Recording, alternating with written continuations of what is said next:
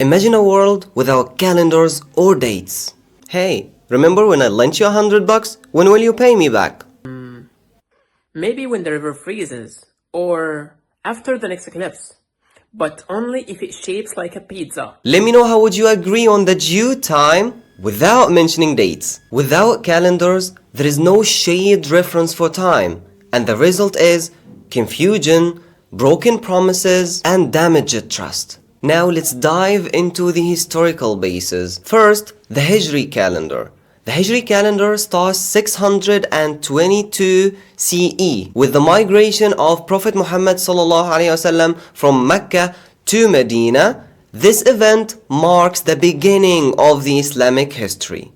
So it's called Hijri because of migration from Mecca to Medina, which is in Arabic called Hijrah. On the other hand, we have the Christian calendar, based on the birth of Jesus, as estimated by the Christians, which has a lot of discrepancies, by the way.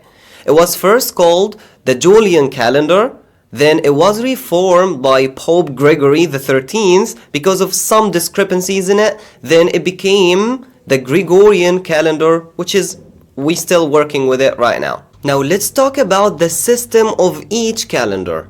We're starting with the Hijri calendar. The Hijri calendar follows the moon cycle or the moon's orbit around the earth. A year in the Hijri calendar is 354 or 355 days only, making it 10 to 12 days shorter than a solar year. Now the Gregorian calendar. The Gregorian calendar is a solar calendar, so it follows the earth's orbit around the sun.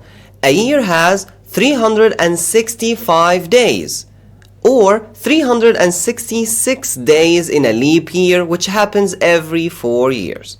Regarding seasons, the Hijri calendar does not align with seasons. For example, Ramadan, which is the 9th Hijri month, shifts earlier by around 10 days every Gregorian year, passing through all years in the period of 33 years. Whereas the Gregorian year is fixed in months. We know when the winter starts and when it ends.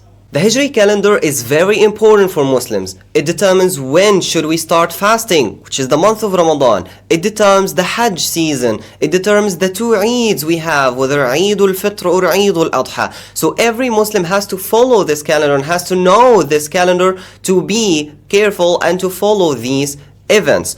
Whereas the Gregorian, you follow it to know the international events, because now the world follows the Gregorian calendar, so you need to be aware of it.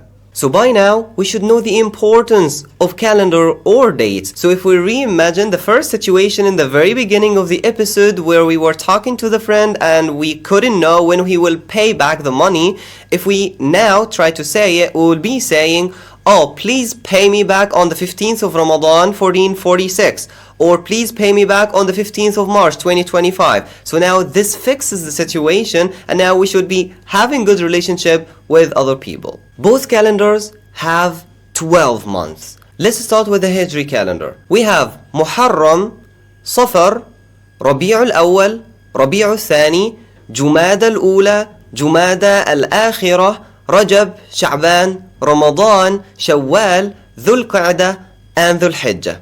Whereas in the Gregorian calendar, as known, January, February, March to the end of the months. Hopefully this was useful to you. Let me know in the comments if you have any questions. Wassalamu alaikum wa rahmatullahi wa barakatuh.